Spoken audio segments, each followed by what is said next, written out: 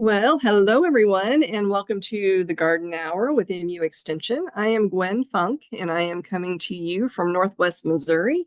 And I hope you are having a wonderful, sunny, cool day, just like I am having here. It's just nice not to have all of that heat that we had last week. We have many topics to go over with you and help you with your learning today.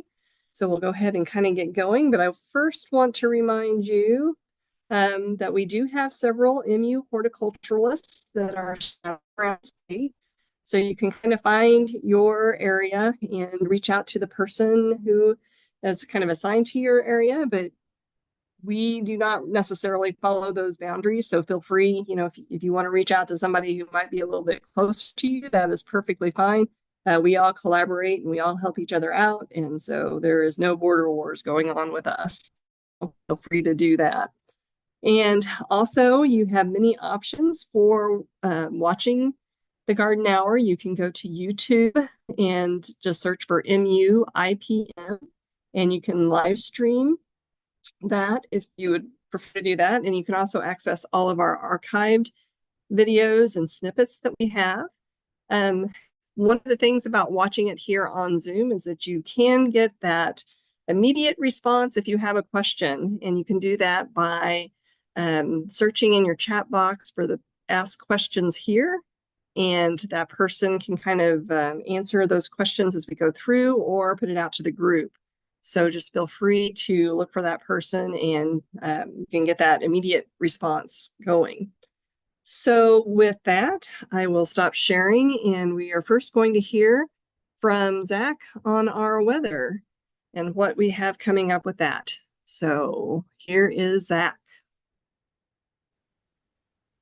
Hello, everyone. Welcome to this week's Missouri Weekly Weather Summary. And I'll get right to it and show our rainfall map for the last week, because this has really been an extremely wet period for the state of Missouri. Now, fortunately, where I'm sitting here in Columbia, we've got the sun out this morning. And if it's not out for you today, I think most of us across the state will see the sun come out. But it's been a very rainy period. And so this map here shows each point is a rain gauge observation, and these are the totals here we have from July 1st to July 10th, and so kind of a monthly total to date so far, and just want to show some of the extreme totals we've seen so far. And so anywhere on this map you see a red dot as a rainfall total greater than 4 inches.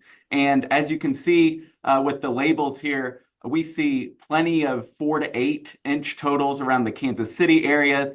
Again, a lot of these totals were concentrated along the I-70 corridor.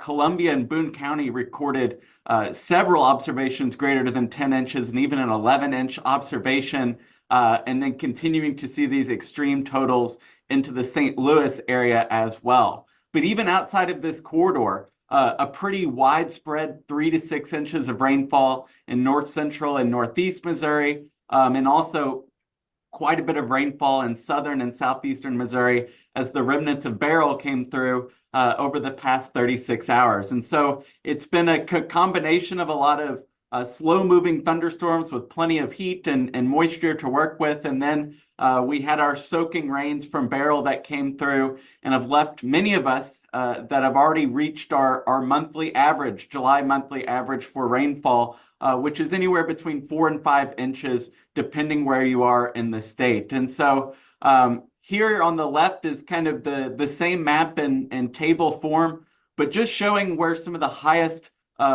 recordings of rainfall we saw here in the observations. And so a lot of these in Boone County. And so I do want to talk about Columbia briefly, because one of the highest totals occurred at the Columbia Regional Airport, which is our official observation site for Columbia. And although it's moved around through history, this is our official record going back to 1889. So we have a lot of good historical data that we can compare that airport measurement to here. And so even though it's not the highest we saw around the county, still one of the highest totals we saw across the state. And so obviously, with that 10.15 inch total, Columbia is on pace for its wettest July on record. The average July monthly rainfall is 4.13 inches.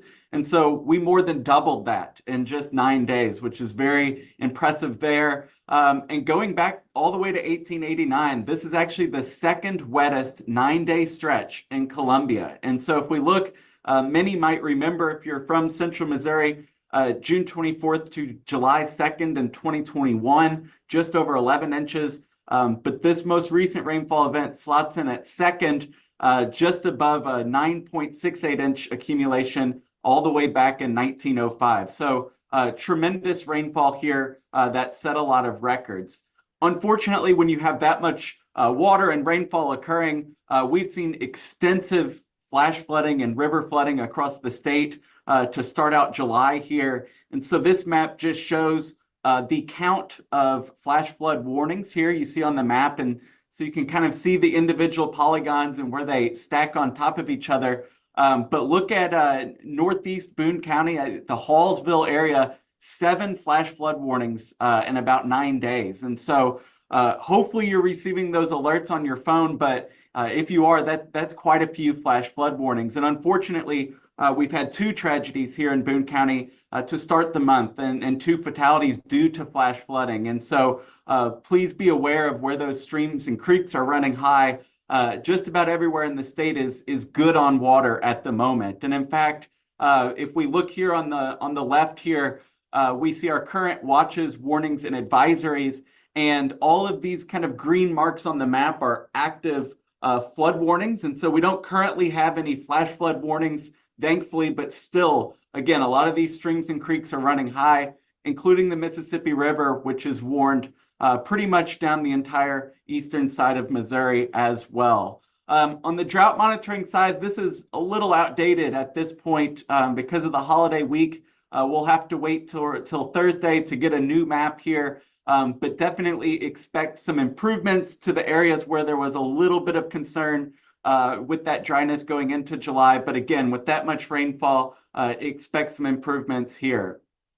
And so finally, kind of taking a broader look back as well, we also have our June 2024 statewide statistics in the book here. And that average temperature was warmer than average, continuing our trend that we've seen since February. So this was good enough for Missouri's 18th warmest June on record, almost 3 degrees above that June average there. But what's really interesting is since February, we've kind of had this sustained warmth here. And through the first 6 months, we're about 4.5 degrees Fahrenheit above average. And so currently on pace for the second warmest year on record, behind only 2012. So we'll see what the second half of the year has in store.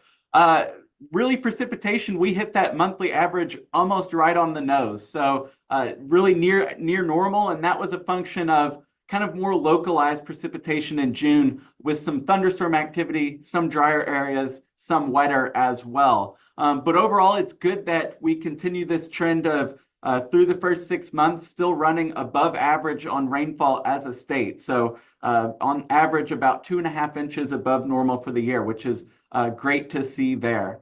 But July, we've kind of changed that trend so far. And so obviously wet on the precipitation side and cool so far. With all of this rainfall, we haven't really had a chance to string together many warm days in a row. And so we'll see if this changes, but the first third of the month is actually pretty cool.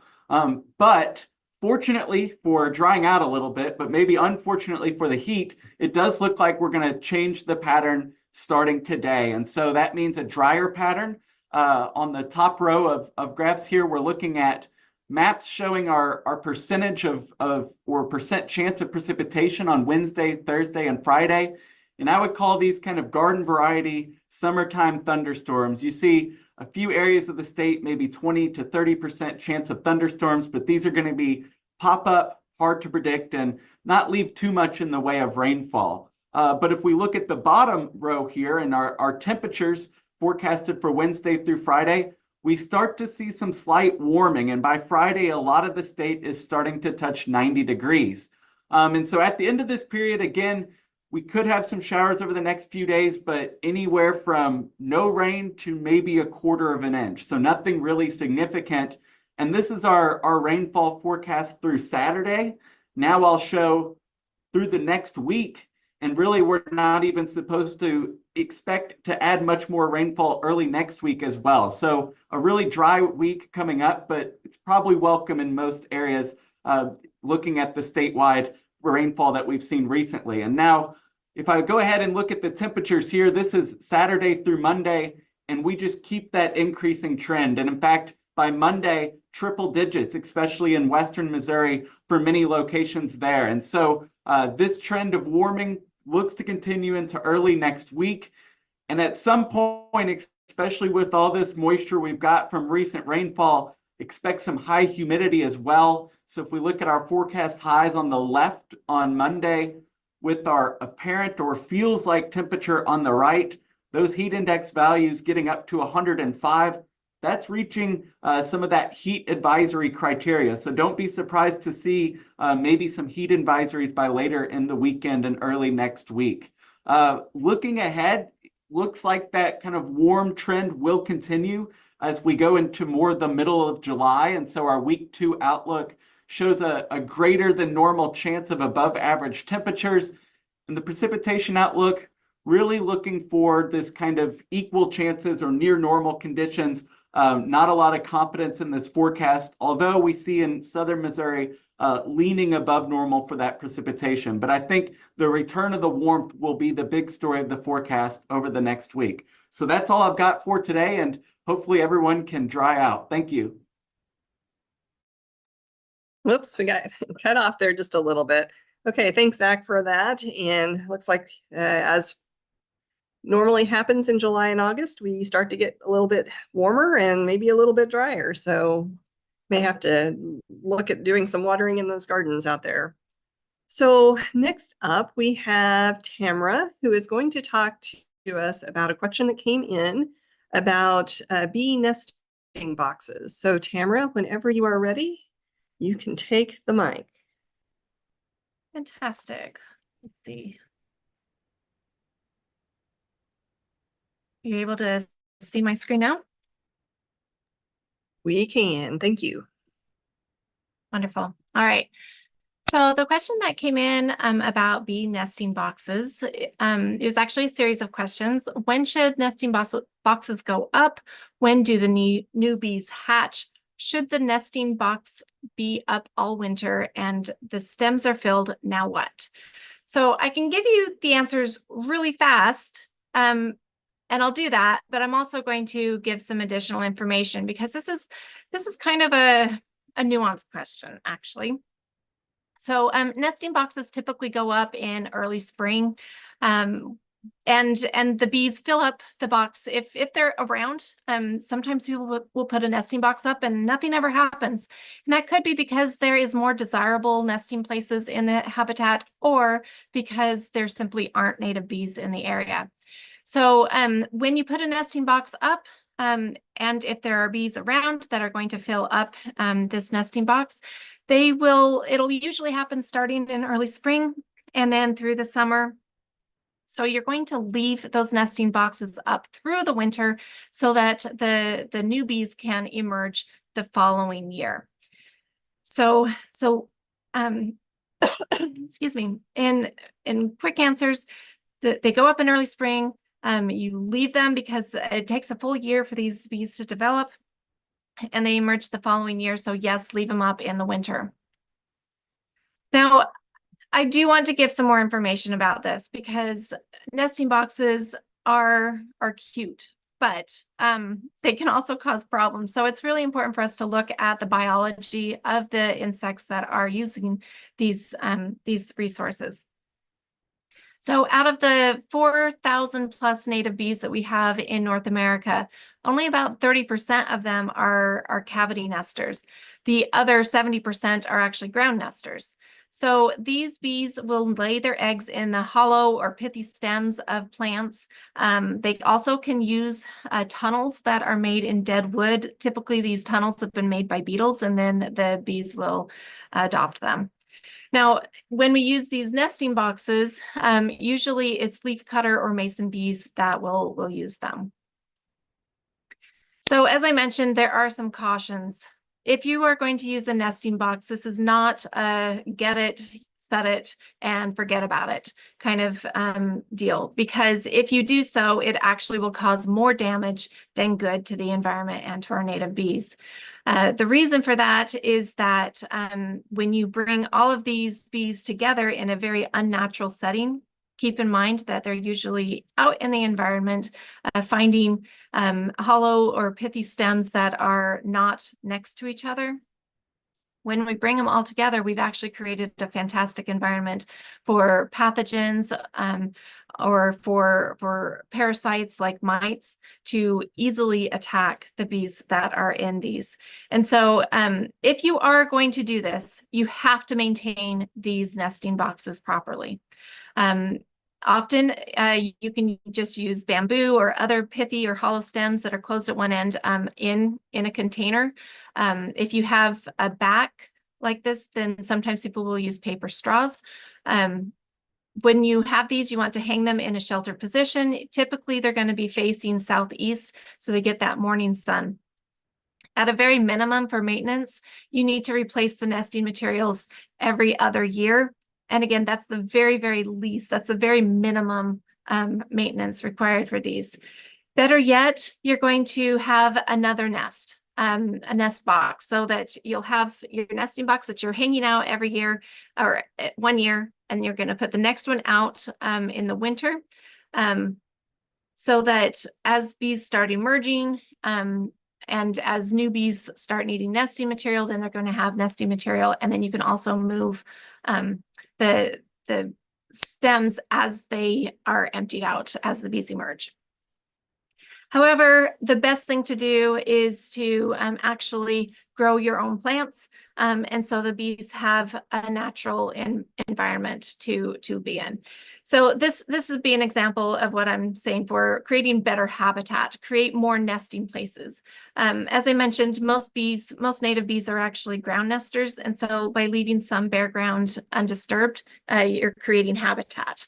If you have plants that have pithy or hollow stems, the bees will come. And then just leave them in place throughout the winter. If you can't leave them in place through the entire winter, let's say you have an HOA or city ordinances that don't allow, then you can cut them, but perhaps leave them upright in the same orientation that they were in when you found them, but off to the side, or maybe move them to another part of the yard where they will be acceptable. This resource right here is, sorry, it's not actually from Pixabay down here, but this resource right here, I'll give you a link so that you can have it as well, but it gives you a good season by season of what we can do to create that habitat for stem nesting bees. If you are looking for some pithy or hollow stem suggestions, here are some. There's a lot of different plants that have hollow stems. You might want to even just look at the plants that you have in your yard, and you can cut them and see what it looks like inside so that you can see if it's a pithy stem or not. Some other ideas, you can leave a log out there. You can add a brush pile. Caution on the brush pile, it will bring wildlife. Some of it may be a little bit undesirable for your yard or for your neighborhood. So you'll want to be careful and be aware that a brush pile, it brings good and sometimes less desirable wildlife. If you want to have something a little more attractive, you can actually have a brush fence, and I will give you a resource for that in a little bit. And then also you might want to consider adding signage to educate neighbors or passerbyers to let them know what it is that you're doing. I mentioned that ground nesting bees are 70% of the native bee population, and so here's some suggestions to help them to have a more ideal habitat. It's pretty easy. You can leave some bare ground undisturbed. So you could also use compost as mulch, which is pretty similar to soil, and they can actually get through that compared to like a bark mulch, which will be harder for them to get through. Also, do not till nesting areas. Tilling will, we till to kind of make the soil easier to work with. It also can help get rid of pest insects in a garden. But if this is a nesting area for bees, it will actually destroy the larvae. Also, leaving the leaves is helpful because that gives a layer of insulation for like bumblebees throughout the winter. So here's some resources that I'll be dropping in the chat. Xerces Society is a fantastic resource. Try looking them up for all sorts of insect conservation information, but these are resources specifically for native bees, and I recommend that. So that's it for the native bees. Thank you, Tamra. I've always wondered about those boxes and if they carry some disease, or, you know, when you have a confined space, it seems like it always harbors some disease or makes it more easy for those to transmit. So I was just kind of curious. Thank you for answering that. Okay, next we had a question that came in from a participant last week. And let's see, Tamara, I think you're still sharing. There we go. Thank you. Let me see if I can find. We had a question that came in from a participant last week about succulent cutting. So we thought we would try to answer that question. So give me a minute and I'll get my screen up and I'm going to answer that for you. So here's the question. I have some succulent cuttings that I have been trying to develop and the plants aren't developing. It's been almost a month now. Do you have any advice on how to propagate them? Well, as I was researching this question, I found out that it kind of depends on what kind of plants that you have. So we probably should have asked a few more questions to Teresa when she answered that, or when she asked that question. I think it was Teresa, about what kind of plants she was using and that sort of thing. So the type of propagation method that you use on succulents, and remember succulents, we're talking about plants that have thick, fleshy leaves or stems. Usually they're coated with a white furry hair or something like that so that it reflects light. All of these are adaptations to help them conserve water. So succulents basically are classified in the horticulture world in 6 or more different categories. I have them listed here. They can be a rosette, they can be upright, they can be rounded, etc. And so depending on what kind of species you have and its growth form, you may have to use different kinds of propagation methods. And 3 common propagation methods are stem cuttings, leaf cuttings, and then using offsets or divisions. So the question asked specifically about cuttings. So I'm only going to talk about stem cuttings and leaf cuttings as we go forward in here. But I just wanted to kind of show you what I mean by offsets or divisions. This is the mother of thousands plant, and you can see here where the plant is starting to develop some adventitious roots right here. And these are called little offshoots. So you can kind of carefully pinch those off and put them on a potting media that's well drained and moist, and it should go on and develop into a new plant. This resource that I have here, it's also going to be dropped into the chat, but that was a wonderful resource that kind of broke down all of the different growth habits and what plants do well with what kind of propagation method. So I think that would be something, if you're really interested in succulents, this is a good thing to check out. Okay. So the first one I will talk about are stem cuttings. And this is where you take, like it says, a stem cutting. And I have the holiday cactus that's shown here. Now remember that this plant has no leaves. What you're actually seeing here is a modified stem called a cladophyll.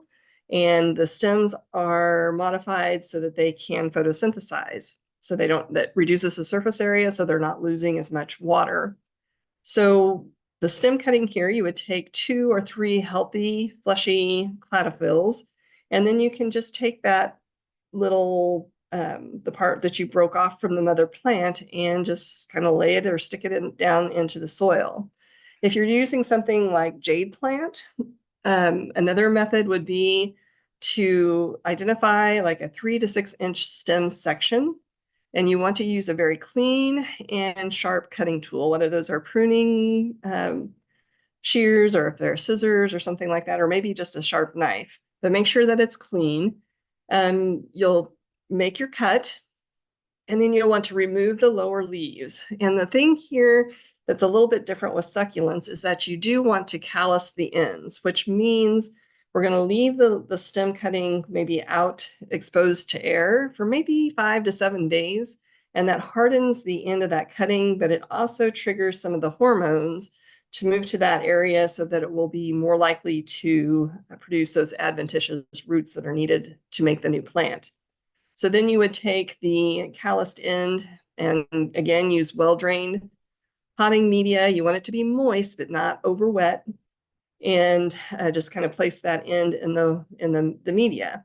And this works well for several species, but there are some species, like some of the cactus species, that you don't want to use this method for. So again, knowing your plant is very important. And again, do not overwater, because it can cause root rot and deprive the roots of oxygen, which is also needed. So leaf cuttings is very similar. And for this method, you would just simply remove the leaf from the stem. And for most plants, you want to do the entire leaf. So here you can see the entire leaf. This one, they just used a partial bit of the leaf. This one will not work for most species. There are a couple of species like snake plant or mother-in-law's tongue that you can take partial leaf cuttings and make a new plant, but most that will not work for. So you need to make sure that you get the entire leaf, and the meristematic tissue, which is the tissue that's real close here down to where the leaf attaches to the stem, that is where your roots, your adventitious roots, are going to form. So again, you would remove the leaf from the stem, allow it to callus, and then you will just kind of lay it on your damp, well-draining potting media. You don't want it to bury it, but just make sure that it has good contact with the media.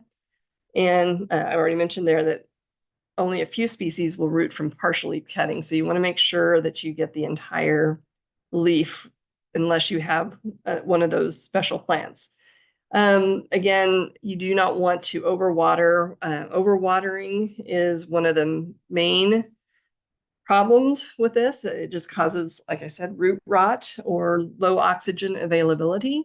Another issue might be light, because you can have maybe too much light that might cause sun scorch, or it may not have light that is bright enough, and that could cause your leaves not to get enough energy that's needed for photosynthesis. These kinds of plants do best in bright but indirect light, and you want to avoid quick transition. So if you have yours cutting kind of in a shadier spot so that it's not stressed as much, and then you automatically or quickly move it to a bright south sunny window, that may stress the plant. So you want to avoid quick transitions with that. One of the common critters that causes problems with succulents are these mealybugs, which I have a picture of here. Best method is probably just to squish them with your fingers if you can. You can also use like rubbing alcohol on a Q-tip, and that will kill them, but you just need to be careful. Maybe test a leaf or something with rubbing alcohol, because not all plants will survive that. So that's one way, but it usually takes several treatments, and you have to be, once you see this problem, you need to get on it pretty quick and just keep at it to get rid of them. And then overall, when you are thinking about your cuttings, you need to have patience. Don't give up too quickly, because it can take maybe even up to 2 months before you start to see those adventitious roots starting to form. So just make sure that you are giving the plant what it needs, and just be patient with it. So in summary, you just need to identify your plant, identify what kind of propagation method works best for the plant species that you have, control your light and moisture, watch for pests, and just be patient. And then I have a picture here of the burrow's tail, which is a type of sedum, and it can be propagated with both stem and leaf cuttings probably just as easily. It doesn't matter which method you use. So that is my answer to the question, and I hope that addresses the question that our participant had. All right, so next we have Peng, who will be talking about oak wilt. And Peng, if you are ready, you can take it away. Good afternoon, everyone. My name is Peng Tian. I'm the director of Plant Diagnostic Clinic at the University of Missouri in Columbia, Missouri. It's my great pleasure to talk about some disease problem of oak tree.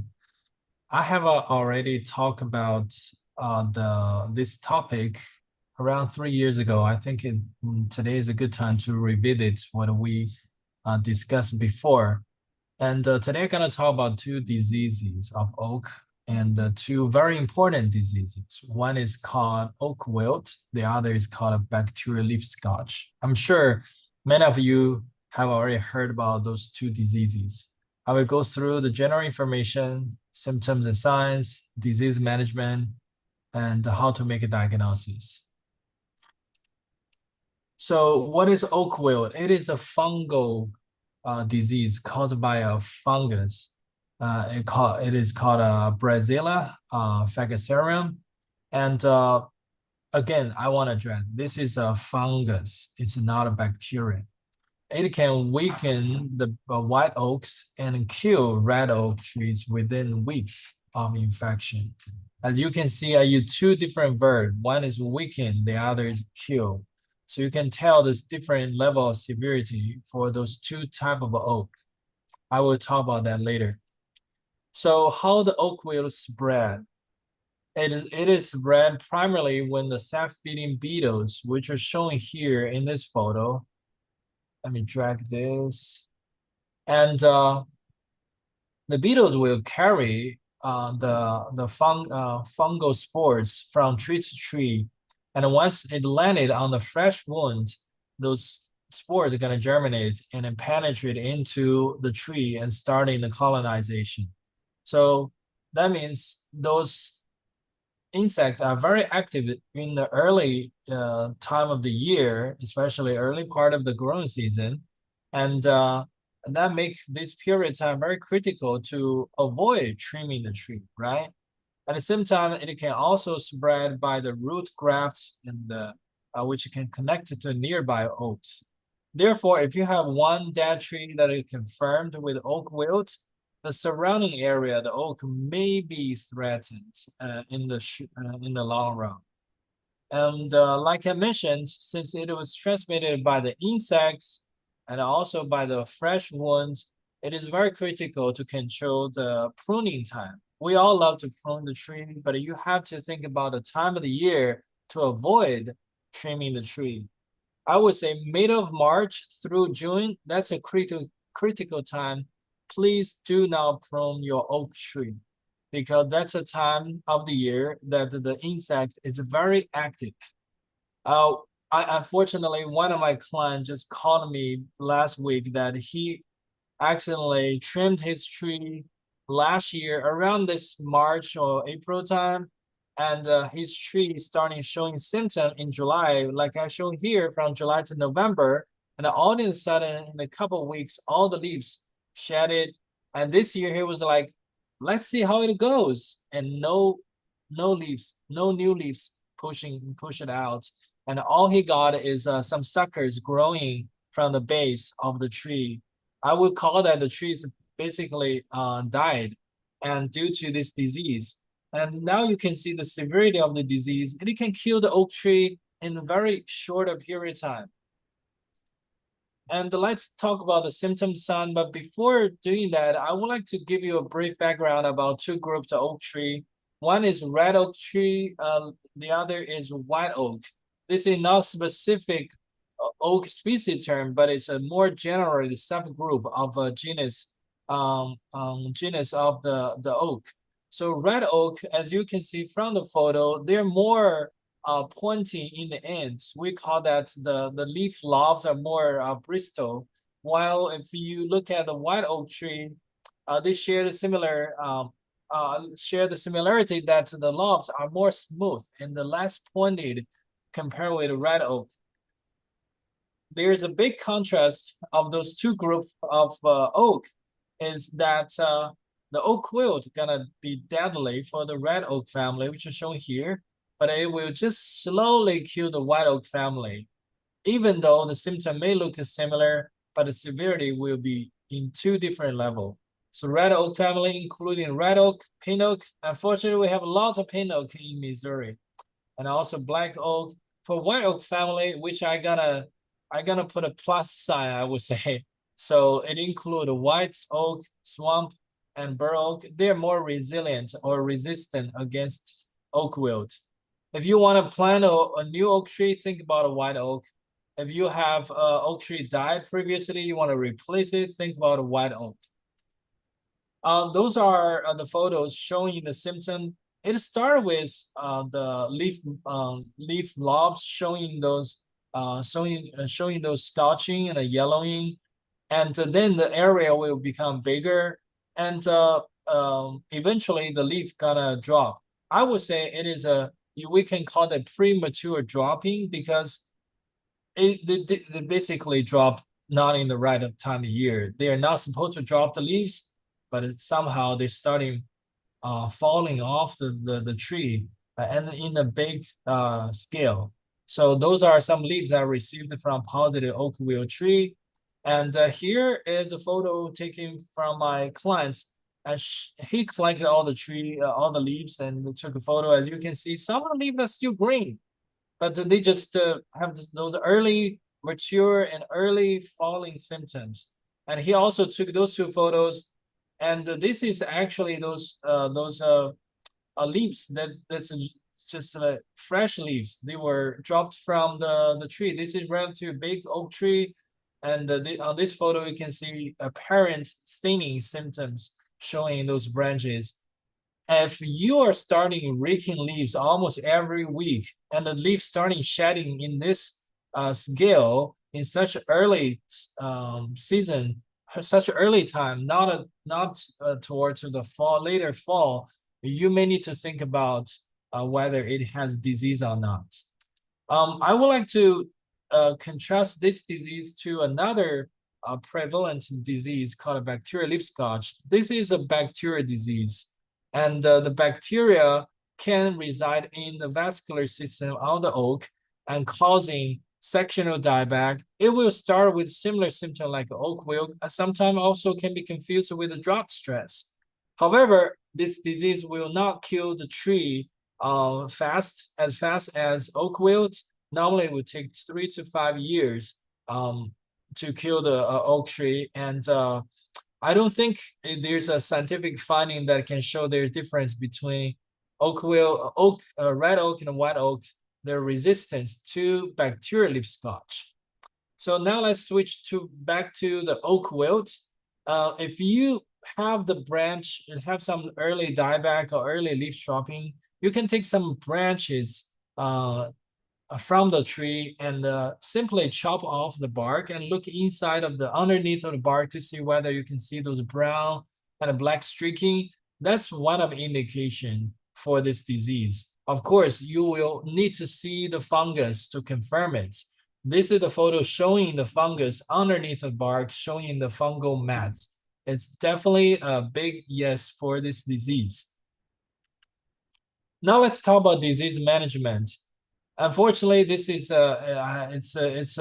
it's a sad news that as long as you have oak wilt, there's no cure, and all you can do, you have to focus on the preventative strategies, controlling the spreading and controlling the infection of this disease, carefully pruning the tree and taking good care of the tree, and avoid pruning or damage the oak tree from March to June.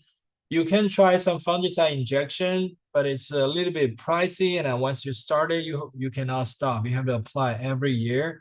You can try to kill the grafted roots with mechanical drenching or chemical application to protect the healthy tree around your diseased tree. You need to remove the dead tree as soon as possible because it can serve as the inoculum source.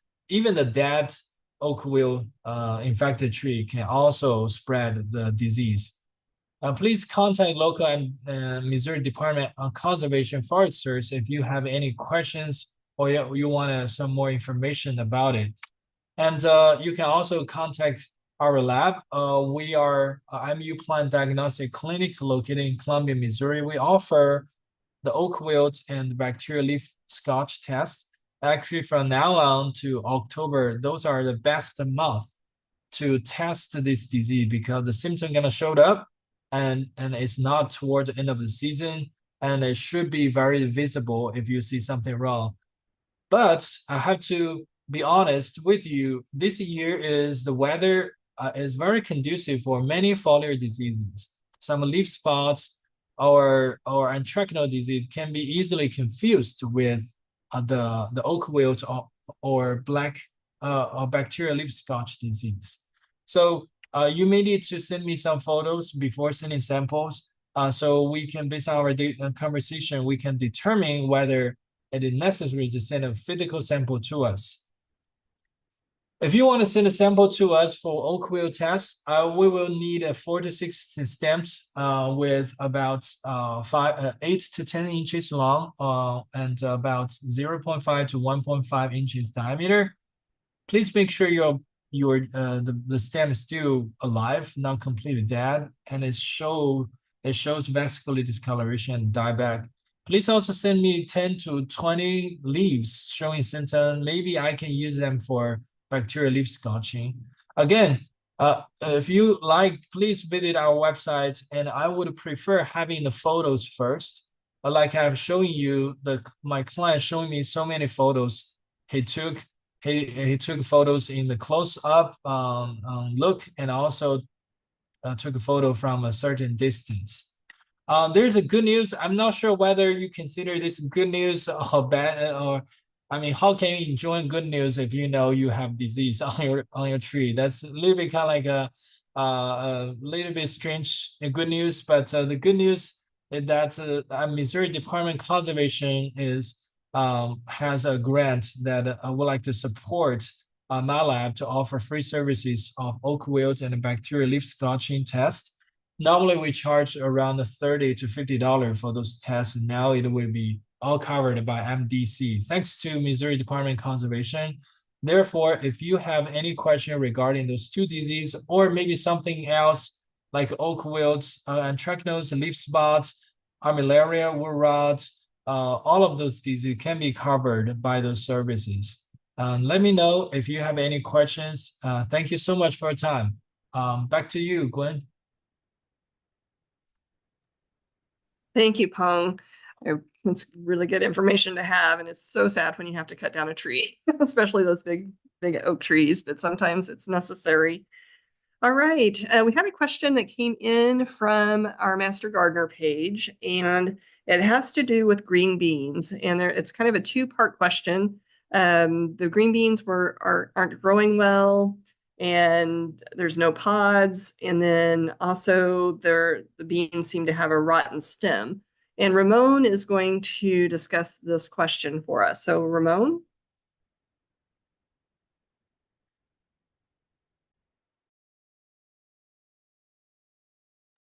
I'm sorry. Yeah, thank you, Gwen.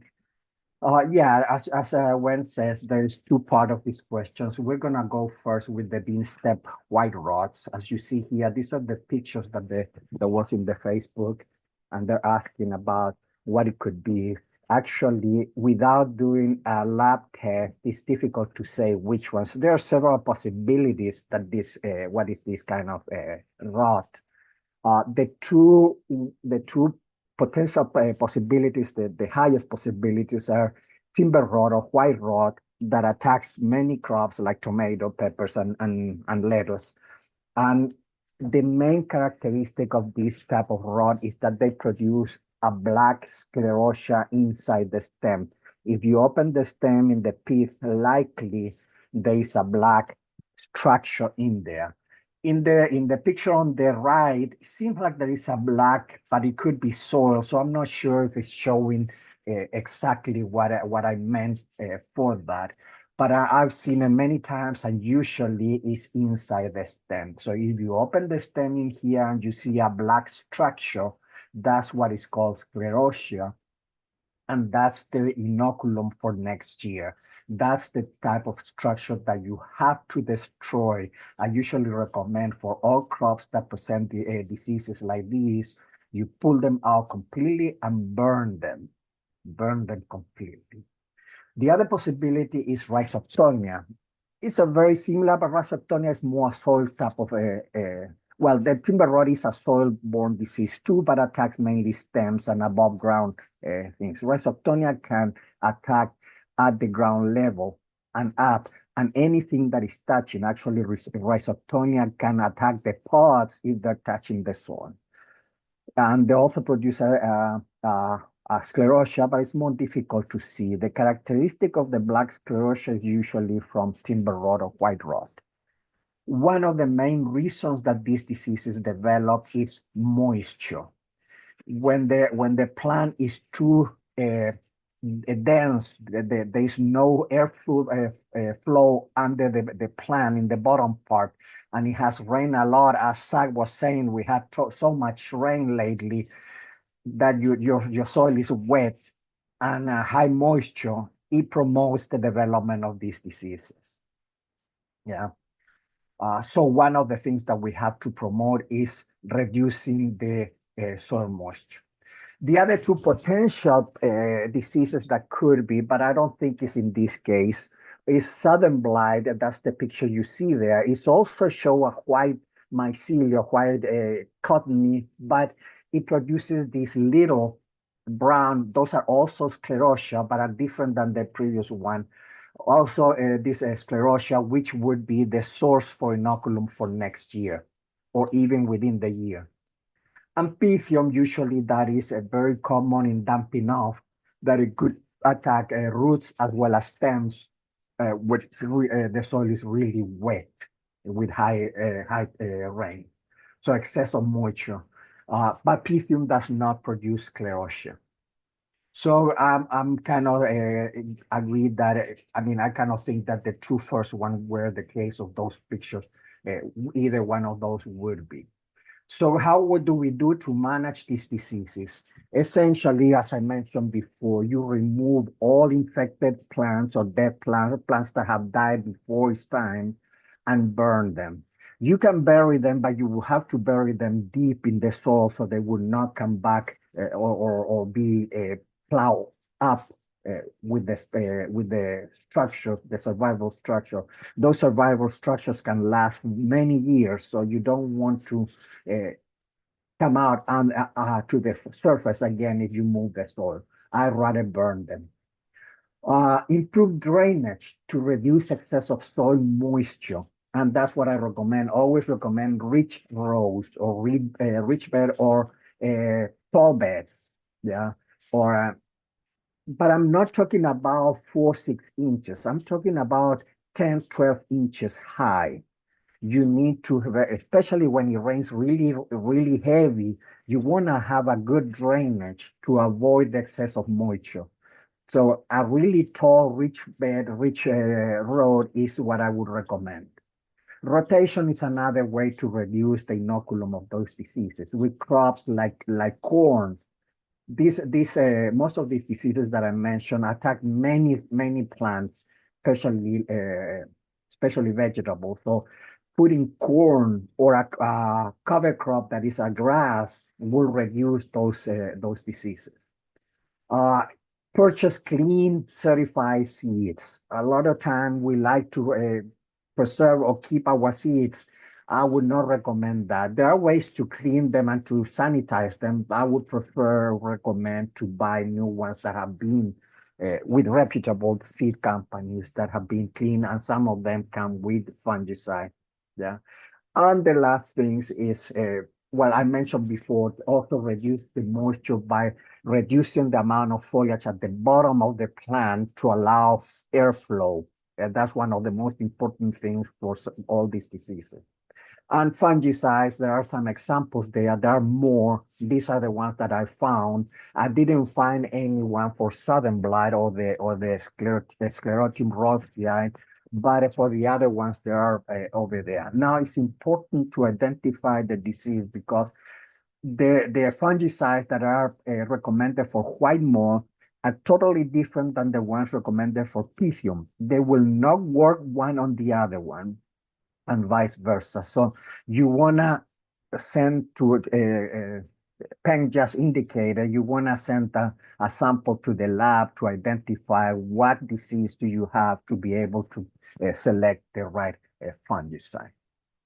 Okay, and I think that's all for this question. Let's see if I can get the other one. And as you're doing that, we had a question come in, if you could answer it, about green beans. We planted 2 different types of bush beans and they sprouted long runners. Can bush beans revert to pole beans? I don't know. I never heard of that. I mean, there are varieties that are indeterminate. Most of them are, and there are varieties that are bush beans, and I haven't heard that they reverse the characteristics. It's something that I would have to find out.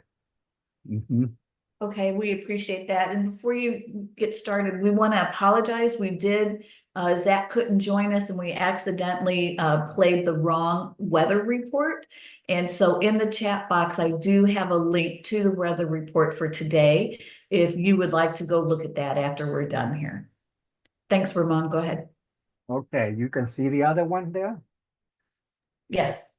Yeah, green beans blooming, but no pods in the plants. Yeah, the picture in there is a pole or vining green beans, and usually the main effect for beans, snap beans, or any beans to not producing pods is heat, and essentially night temperatures above 68 degrees, they will start to produce affect the physiology or the biochemical reactions in the plant and the flower. And not only the form the flowers, but the pollen becomes inviable. So that's why you don't get much pods in the summer. One of the things that is good to recommend is in the spring, you might want to have bush beans that they will set pods early, fast.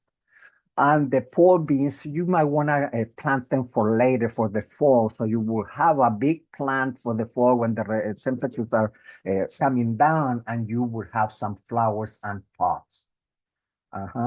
So that's the most important things that you want to say. There are lately, and I particularly before coming to here, I was in Virginia, right by Delaware, and we were doing some selections of green beans that would tolerate some high temperatures. And this is a indication, if you want to go to that, it's a report of that study from mainly it was done in Delaware. So you want to go and see that. And there are a few varieties that are very promising, like the ones that I mentioned there, that can, now you have to consider, and I can tell you that high temperatures in Virginia and Delaware in the summer are not as high as here. So if you want to try this one, essentially these ones are bush beans, but if you want to try them, don't expect that they might, I mean, hopefully they would do well here, but the temperatures here in the summers are much higher than in Delaware, so they may not work, but it's good to try them. And that is all what I have.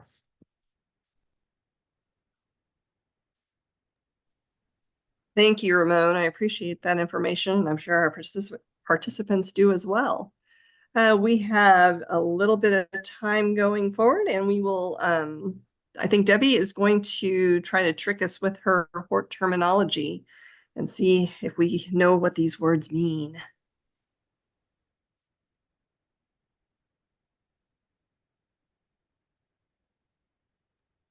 So hello, everyone. So I actually don't anticipate that I'm going to fool too many of you guys with this one. But what is the definition of abiotic? We have lots of pictures that are being shown here with this definition. So is it going to be is it droughty? Is it diseased? Or is it a disorder? And so Jared's going to go ahead and put up the poll for me here. Thank you, Jared. So is it A, droughty, B, diseased, C, a disorder?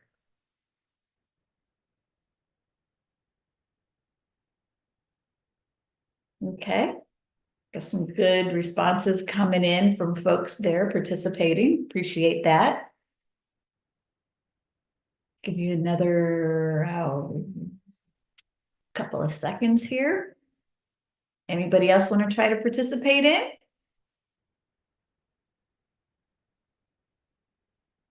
All righty, I'm going to go ahead and end the poll. Oops, I got a couple more added. Okay, so let's go ahead and end. And then I'll share the results. So 50% of you say it's a disorder, 25% say it's diseased, and another 25% say it's droughty. So I'm going to stop sharing that. And we're going to go to what is the actual definition. So abiotic is something from the American Phytopathological Society. Tamra's going to drop this into the chat box if you want to read more about plants that are abiotic. They're actually a disorder. So that is the definition. This is a really good article that I found when I was doing some searching.